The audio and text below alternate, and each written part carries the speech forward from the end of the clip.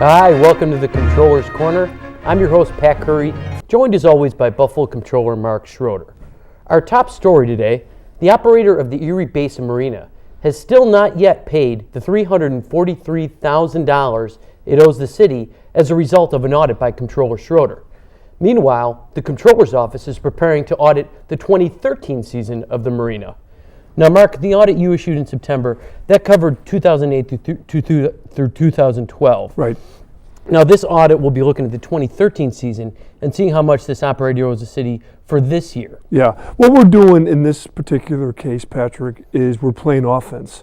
It's very obvious to us and to the viewers that we have a major problem with this vendor. And so even though they owe us $343,000. Actually, they owe us more than that. But we wanted to anticipate what the amount would be for hopefully the last season they ever have here within the city of Buffalo. So we are doing this in anticipation, and so while they're still the vendor of record, we thought this would be the right thing to do. Now, you mentioned that you think it could even be more than $343,000, even without the 2013? Yeah, I'm certain of it. Yep.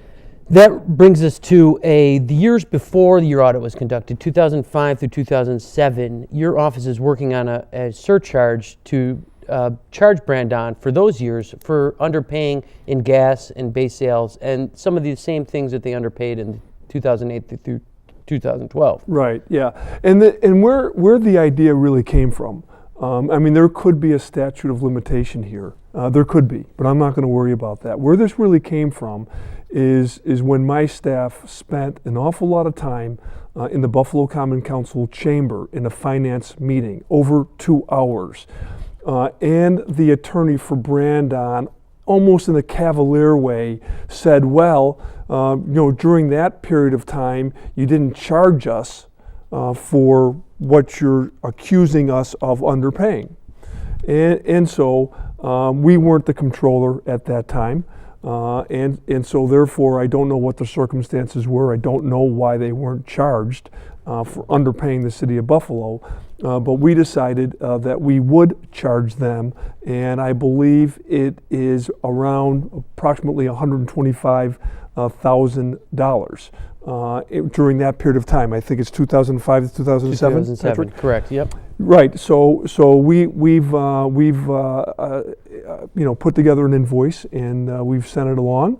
And so that adds to the $343,000. And then there's also some concern that we have in the Comptroller's office that Brandon Services, even though under a different business name, was also the operator within the cafeteria. And we're absolutely, positively convinced that they owe us money on that as well. Now, you mentioned the cafeteria. Brandon Services 2, they owe us $5,000 for the operation of the cafeteria. And actually, there's a 3-year span where they didn't pay any money to the city for the rent for the cafeteria. Right. That's very disappointing. Well, it's not only disappointing, but there's also a level of management within City Hall who didn't even understand that. Mm-hmm. And had the audacity to question the Comptroller's office when we suggested that they owe us the $5,000. And so that troubles me when you don't have an understanding at all from a financial standpoint of what is owed you. And so for us always to have to play the role of big brother, I get it, I understand it, it's what the charter says, that's what the controller does, but for Pete's sake, you've got to have controls in place to understand if you're getting ripped off or not. Now, it should be noted that the cafeteria has a new operator has come in, and they're actually giving the city 5 times the amount of rent that Brandon was giving it for the same operation. And this was done through the RFP process. So by opening this up to other bidders, the City Hall has found that they can get more money for the city. That is similar to what you've recommended that the city do in the marina. Right. Open this process up, do an RFP, have a bidding process, take in offers from everyone in the community that's has the expertise to do this sort of thing, and actually split the operation up. So one will run the marina and the gas, and then another operator will run the restaurant. Right. And your office is working with Public Works and is reviewing the RFPs that are going out to make sure they're up to snuff and to ensure that we get a real first-class operator for the Erie Basin Marina and the Hatch Restaurant. Right. Well, what it really should, this is an example that, I mean, I can come in, the Comptroller's office and the city auditor and the auditors can come in, and we can identify and blame the vendor for doing this wrong and that wrong and this wrong. But at the end of the day, Patrick, the real responsibility is on the government. It is on the administration. It's on, in this particular case, the Department of Public Works. It's on the Comptroller's office to make sure that all of the things are taking place properly. And so we've got involved, on the back nine of this. The city of Buffalo now has an opportunity not only to do the right thing, which they have in the city of Buffalo, in City Hall, in the cafeteria. Mm-hmm. And as you mentioned, the contract is much better now for the city and ultimately for the residents. Also, the service and the customer appreciation probably will be better as well. And so I think that's an important factor. And the same thing has to take place over at the Erie Basin Marina, where that you have to have professional vendors who understand what to do, and they also understand what a contract says. And they also understand that if they want to amend the contract, there's a process.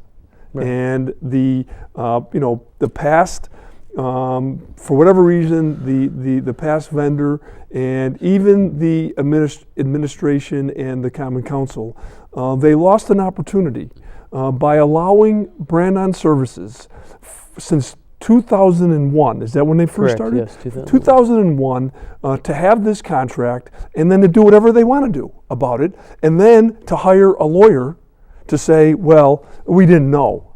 Right. Well, stop it.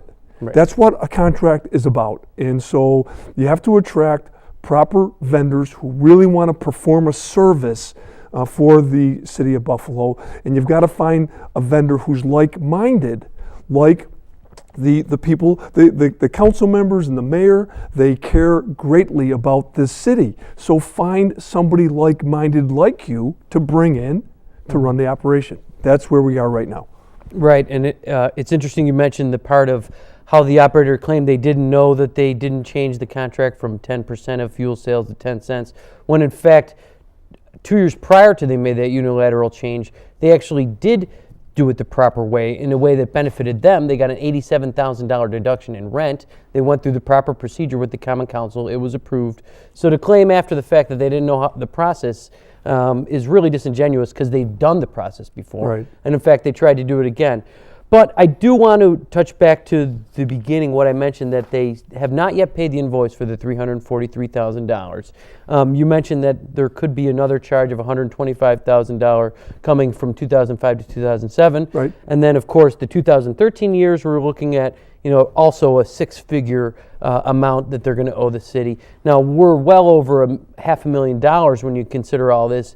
If they don't pay this, you're going to take every option you can and every strategy and every tactic that you can get to make sure the taxpayers get the money that's owed to them. Yeah, no question. And quite frankly, since we've brought attention to this, I must say that the mayor has been extremely cooperative. And especially the Corporation Council has been very, very cooperative, and they are really serving as our counsel. I mean, we know how to do a pretty good audit, but when it comes to having counsel on matters of law enforcement and possibly different options that we might have, I mean, it's pretty obvious to the people that we represent in the Comptroller's office that if we've invoiced and if they haven't paid, what's the next step? Right. I mean, the next step is that we are going to pursue it. And so if it's litigation, or if it's serving papers, or if it's any of those types of things, we are going to need some help and some counsel. We have received that from the Corporation Council, and over the next couple of days, we will begin to make decisions on how to best go forward for one objective and one objective only. We want to be paid what we're owed. And right now, the tally is getting higher and higher and higher.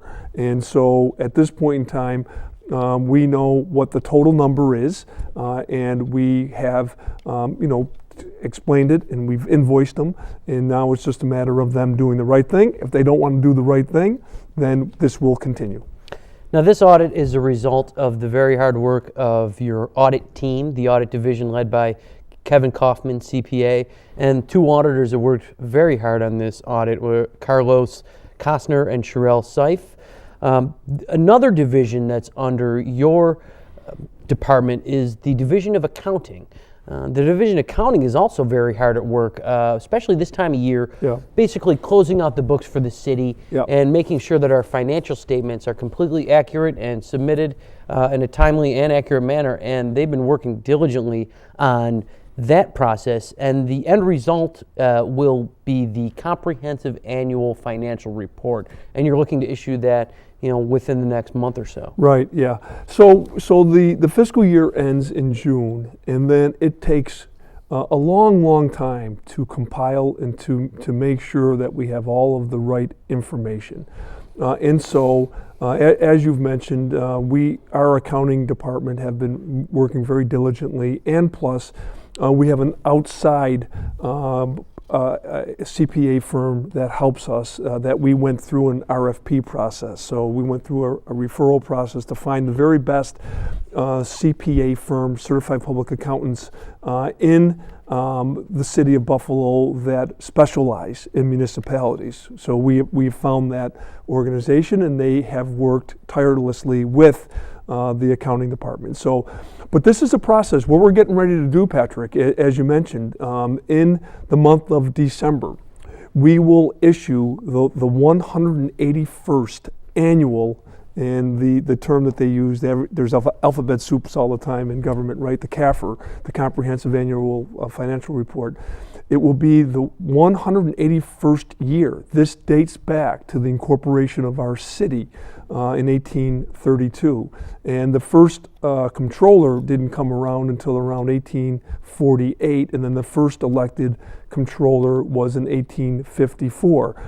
And since that time, the comptroller's office has really been intimately involved in putting together this document. This document is a very important document. We will share it with the mayor. We will share it with the Common Council. We will share it with rating agencies. We will share it with the Buffalo News editorial board. We'll share it with the Business First editorial board. We'll share it with all of the media outlets, radio and TV in the Western New York media market, because we want them to be clear about our financial picture. And it is extremely comprehensive. It starts off with the local, the history of our city, and then it talks about the local economy.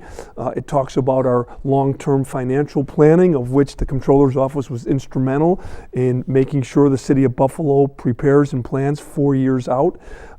It shows that we have received awards for this financial report that we've put out. It shows the organizational chart, so citizens if they wanted to go on our website, they could see the organizational chart of the executive branch, the legislative branch, the comptroller, the judicial. So it's an extremely important document. It talks about the MD&A, the management and discussion analysis, which also I just read recently the Buffalo Public Schools report, where they highlighted our work in terms of doing the refinancing. So this is a very, very important document that we're looking forward to presenting to the citizens of Buffalo. Well, we're all looking forward to seeing that comprehensive annual financial report, and we just have to take a brief break, Mark. When we come back, I want to talk about your strategic plan for your department. Okay. Sit right there. We'll be right back with more Comptroller's Corner. What's that? I don't know. Something I kind of made. Ooh, what's it do? What do I do? Well, thanks for asking. I ring my bell and I like to dance. What do I do? Well, thanks for asking. Ow! Yeah, it still needs a little work. Anything's possible. Keep thinking. Get started on your own inventions or just play some games at inventnow.org. Hi, welcome back to the Comptroller's Corner. I'm your host, Pat Curry, joined as always by Buffalo Comptroller Mark Schroeder. Now, Mark, you designed a strategic plan for the Department of Audit and Control, the department you oversee as Comptroller, to try to focus the staff on certain goals and objectives that are your main focus while you're City of Buffalo Comptroller. Yeah, it's quite frankly, Patrick, it's the only way that I know how to operate. And it's because I was in the private sector for 25 years, and private organizations always have a strategic plan. They have mission statements, they have objectives, very clear. And so, I mean, I know the Buffalo City Charter, and I know what Article 7 says, and I understand what audit and control is. But to your point, I want to make sure that every single employee within audit and control, all three divisions, the division of accounting, the division of audit, and the division of debt management, investment, that they understand that there is an overarching strategic plan for the entire department of the Comptroller's office. And then we go one step further. We have a strategic plan for each of the divisions, and all of the deputy controllers who head up the divisions were instrumental in preparing and putting forth this plan. And so we're at a point right now where we will be sharing the strategic plan with all of our employees over the next several months, and they will understand it in terms of each and every area that we're trying to do the best we can within the Comptroller's office. Now, some of the points of the strategic plan are to maximize the use of technology in the Department of Audit Control, and also to comply with the city charter, the city code, and other external governing factors. So these are things that are important to you as the Comptroller, and you're trying to stress to your staff how important they should be to everyone in the department. Yeah, and I will tell you, we have absolute buy-in. We really do. And I really give credit to Ann Forty-Sherino, who is the first deputy.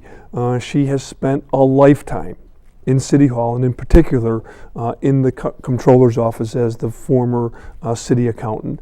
But she has great credibility. And so when you come up with these certain ideas, you want to have a strategic plan, you want to have technology, you want to have UB come in and help us do some things, that's all fine. It's good ideas. But if you don't have the right personnel, if you don't have the right people in place, they're never going to be able to implement it. It doesn't matter how fancy and how nice it looks, they are not going to be able to implement it. And so I have Ann Forty-Sherino, she's the first deputy, she understands. We now have deputy controllers who head up each of the other three divisions. They are all certified public accountants. They get it. In the front office, I have people who understand, who get it, and I have a certified public accountant in that area as well. So everything's aligned, everything is right, and I think the employees within the Comptroller's office understand that we mean business, we're serious, and we have a job to do to protect the finances of the citizens of the City of Buffalo. Now, we're talking about the strategic plan, which provides guidance to your department. Another thing you said that was important when you first took office was to catch an employee doing something right. Yeah. And one of the ways you decided to honor these employees was by starting the Rowan Award. This is a award that you started that every 3 months honors an employee or employees, often it's a team, that have provided exceptional leadership and gone above and beyond the call of duty, that have also lived by the motto that you love from Albert Hubbard, which is initiative is doing the right thing without being told. Yep. Now, the most recent Rowan Award winner is a gentleman by the name of Art Jakubowski, and he's been very diligent as far as trying to get the police and fire retroactive pay out the door and to the city firefighters and police officers as soon as humanly possible, and he's done a great job, and he's met all his marks on that. He's done great work. Art has been with the city of Buffalo for his entire adult career. He has gone up the ranks at the highest position within civil service ranking. He is a principal auditor, and he is a key player within the audit department. And I'll tell you something, Patrick, what's interesting when you talk about all the technology, there is a lot of technology, but there are times when the technology just isn't going to do it, where you have to be able to read a contract and be able to understand what has to be done. And when I go into Art's office on a Saturday or on a holiday, when he's trying to get all these retro pays out, he's got paperwork all over the place, and it's because of the way it's done. And so there's just no easy way around it except for hard work. Initiative is doing the right thing without being told. Nobody told him to go to work on Saturday, but he knows that the retro wages paid in the fiscal year 2008 and 2009, it had to be done by Friday, October 18th. He had another deadline on October 25th, November 1st, November 8th, November 15th. He knows, he gets it, he understands. And the families of firemen and policemen, they need this money. They go from paycheck to paycheck. They need to have the money that is due them.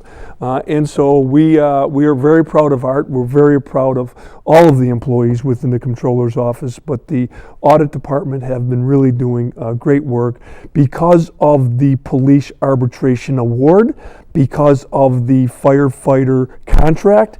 It has increased the workload within the audit department, but people have stepped up, and Art Jakubowski is one of those persons.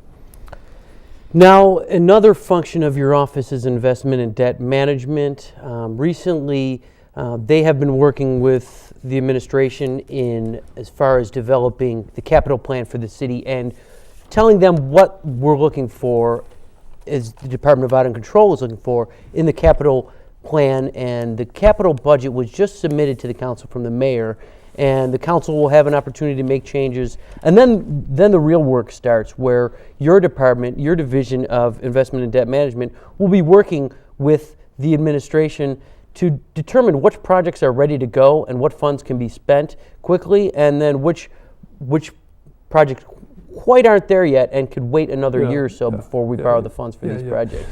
This is one of the very few times, it's a golden opportunity for the Comptroller's office. The Comptroller's office is limited. The Common Council is limited. The contrast is that when the Common Council has an opportunity to amend a contract, that's their power, that's their time to do it. The Comptroller has an opportunity right now to be vigilant and to explain that we are not going to the marketplace to borrow $22 million when we know you're only going to spend $14 million. What purpose is it? And so I refuse to do that. And so the administration, the council members, the Department of Public Works especially, they now understand that that is the way we're going to the marketplace. If you can prove that you're ready, that a project is ready to roll, we're with you. We're going to go to the market, and we want to make sure that the money is there, because oftentimes it's for infrastructure and for things of public safety reasons for our citizens.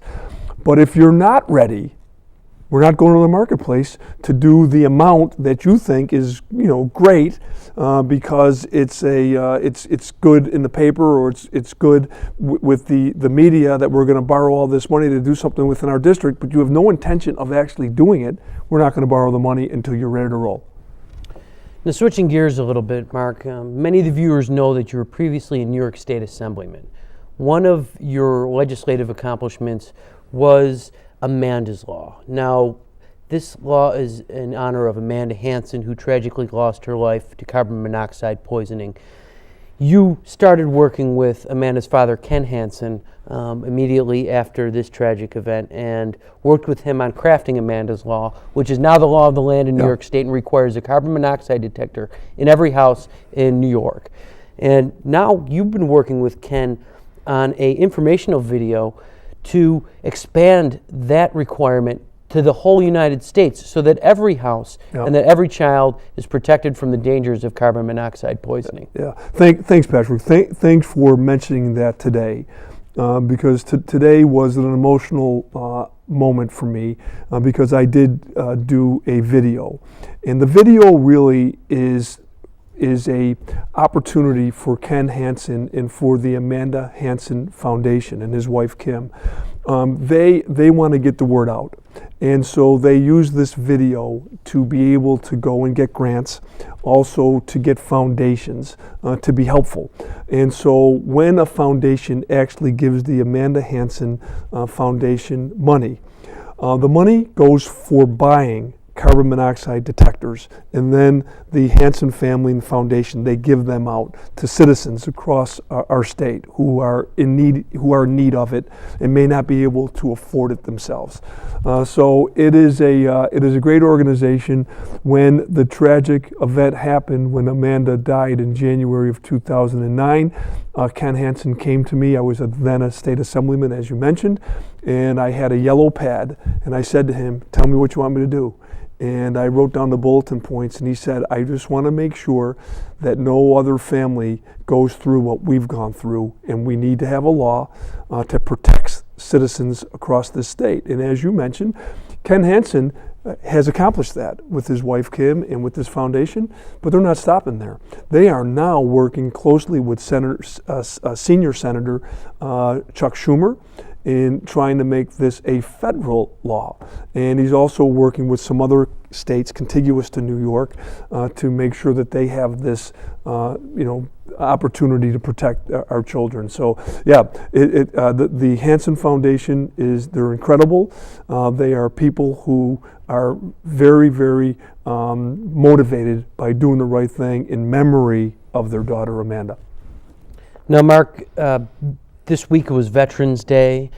Your father was a veteran. You were actually born on an Army Air Force base in England. Yeah. You participated in several events for Veterans Day. Why don't you tell us a little bit about that? I did, and it's tremendous. And I've been doing this, especially when I was in the Erie County Legislature and also in the New York State Assembly. Usually, comptrollers, who are dealing with checkbooks and finances, don't get usually invited to Veteran Day events, but I do because I've had this relationship with them over the last 10 years.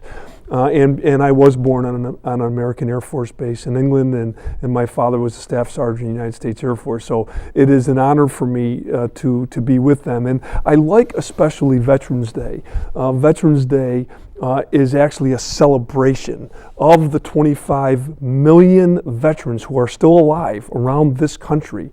And it gives us an opportunity to thank them for their service. Memorial Day is tough. It's solemn, and what that day is designated for is to remember those who never came home. So Veterans Day is an event that I like to have fun with our veterans. I sing for them an old World War II song that Sarge Bill Downey taught me when I was a kid, and we just have a lot of fun with it. But the most important thing is that we appreciate what the veterans have done and what the servicemen and women are doing for us right now around the world. Well, Mark, that's all the time we have for us today. Thanks for joining us on Comptroller's Corner. And thank you for joining us. Remember to check out our YouTube page and our website, city-buffalo.com/controller. This is Pat Curry signing off for the Comptroller's Corner.